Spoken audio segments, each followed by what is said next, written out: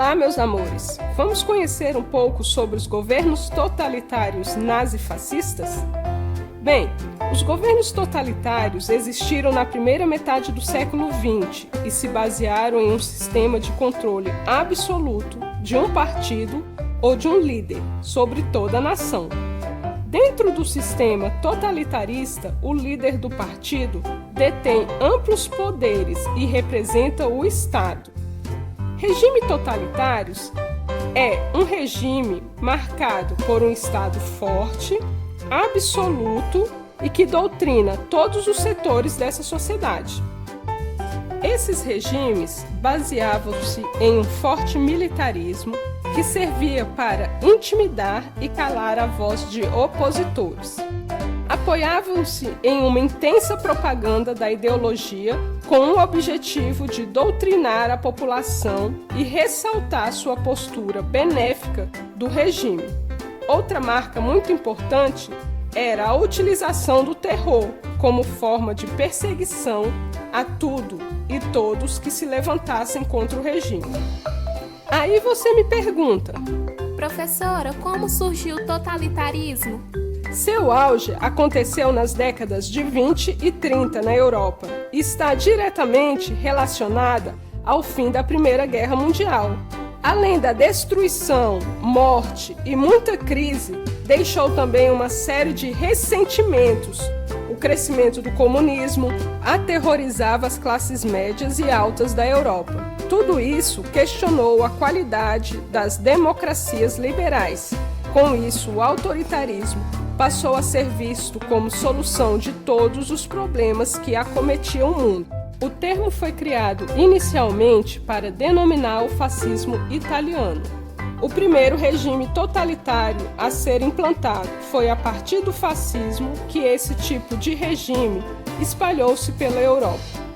O ápice ocorreu quando os nazistas ascenderam ao poder na Alemanha, em 1933.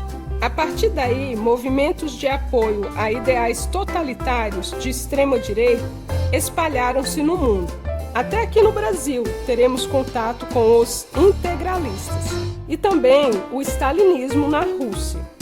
Os três maiores totalitaristas foram Mussolini, fascista, Hitler, nazista e Stalin, stalinista.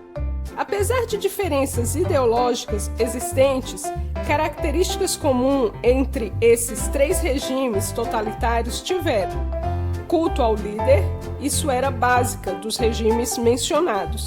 As imagens do líder eram projetadas em todo o país, a censura aos meios de comunicação, não poderiam emitir opinião que não fosse apoiada pelo governo, os opositores eram calados à força, a suspensão de partidos políticos, só existia o partido do governo. Já imaginou isso? Um único partido? Pois era assim. A criação de inimigos externos ou internos seria justificativa para medidas extremamente autoritárias. O nazismo ganha força quando Hitler vem como salvador da pátria para tirar a Alemanha da crise causada pelas medidas do Tratado de Versalhes e culpa a Alemanha pelos saldos negativos da Primeira Guerra Mundial. O país foi humilhado por este tratado. Outra ideologia nazista era a propagação do antissemitismo contra os judeus, o que resultou no Holocausto, que promoveu 6 milhões de mortes de judeus dentro da Europa. E com todas essas características, o nazismo passa a impor um expansionismo territorial que ficou conhecido como Terceiro Reich. Utilizou da política do espaço vital para propagar o crescimento da raça ariana, os descendentes dos povos germânicos.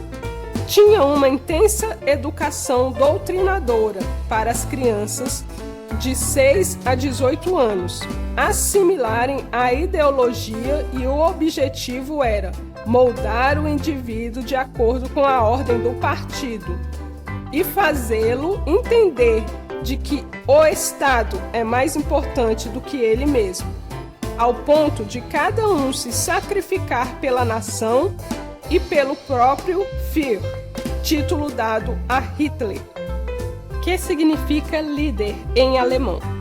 Nesta educação não há lugar para os fracos.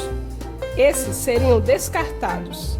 A raça era levada em conta pela seleção, prezando a natureza ariana. Os superiores eram ensinados a comandar e os inferiores a obedecer.